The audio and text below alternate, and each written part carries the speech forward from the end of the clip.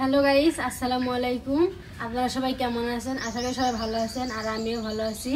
আজকে আমি রান্না করব লাউ পাতার ঝুরি।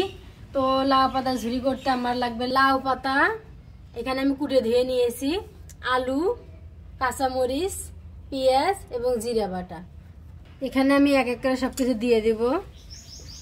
প্রথমে দেব লাউয়ের শাক।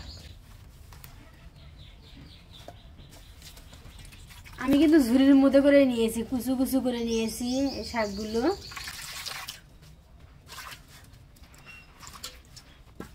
তারপরে দিব আলু,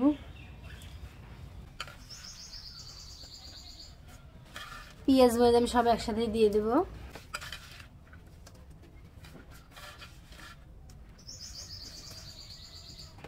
জিরা বাটা, হলুদের গুঁড়া,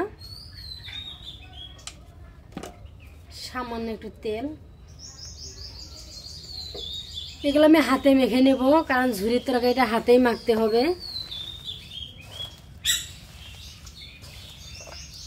তাই কিছুক্ষণ আমি মেখে নেব।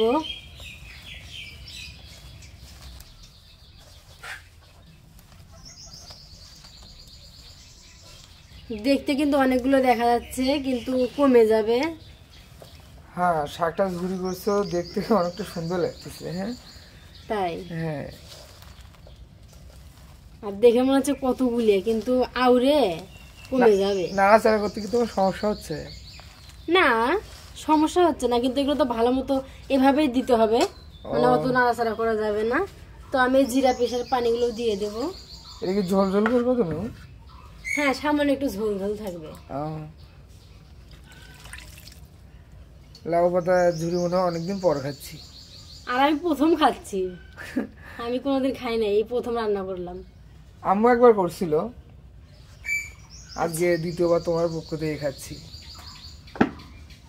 আমি তরকারিটা ঢেকে দিয়েছি, এখন আমি রান্না তুলে দেব।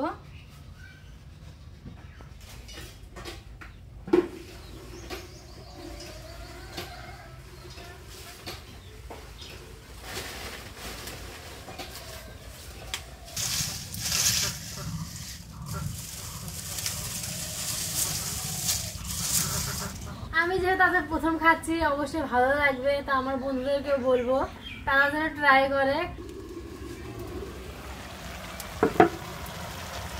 তো এই দেখেন আমার লাউ পাতাগুলো কিন্তু আউড়ে গেছে, আউড়ে কিন্তু অল্প হয়ে গেছে। দেখতে কিন্তু অনেক সুন্দর দেখা যাচ্ছে, তুমি সবুজ সবুজ দেখা যাচ্ছে। হ্যাঁ, সবুজ শাকসবজি তো স্বাস্থ্যের জন্য ভালো। এটা কি এরকমই একটু একটু ঝোল থাকবে? হ্যাঁ, একটু একটু ছিপছিপানি ঝোল থাকবে। ও, সেরকম কালারটা হয়েছে। বাতি করে কি তেলানি দিবা আবার তুমি? হ্যাঁ, আবার পরে তেলানি করবো। তাহলে আরো জমে যাবে গো। হ্যাঁ, তো রান্না প্রায় আমার শেষ, আমি এখন তেলানি করে নেব। তো আমি এখন নামিয়ে নিই। শাক একটু সবসময় কম রান্না করবেন, কারণ শাক রান্নার সময় শাকের সবুজ ভাব যদি চলে যায়, শাকের টেস্ট কিন্তু নষ্ট হয়ে যায়। এই জন্য শাক অল্প অল্প রান্না করার চেষ্টা করবেন। এখন আমি তেলানিটা করে নেব। এখানে আমি রসুন কুচি আর পেঁয়াজ কুচি দিয়েছি,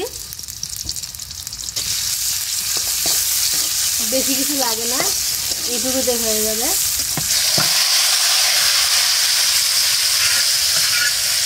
তেলানি ঘ্রাণটা যা হয়েছে, রসুন দেওয়ার কারণে এই ঘ্রাণটা হয়েছে। শাকের মধ্যে কিন্তু রসুনটা খুব ভালো যায়, একদম নাকে মুখে আমার ঘ্রাণটা চলে যাচ্ছে গো।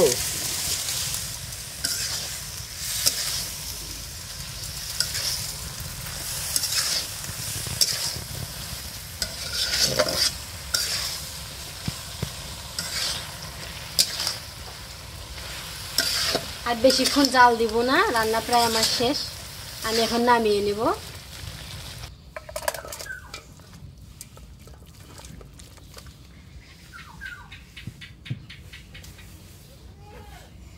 দেখতেই পাচ্ছেন আমার লাউ পাতা ঝুরি রান্না হয়ে গেছে। তো দেখেন কেমন হয়েছে, সবাই কমেন্টে জানাবেন। তো সবাই ভালো থাকবে, সুস্থ থাকবে, খোদা হাফেজ।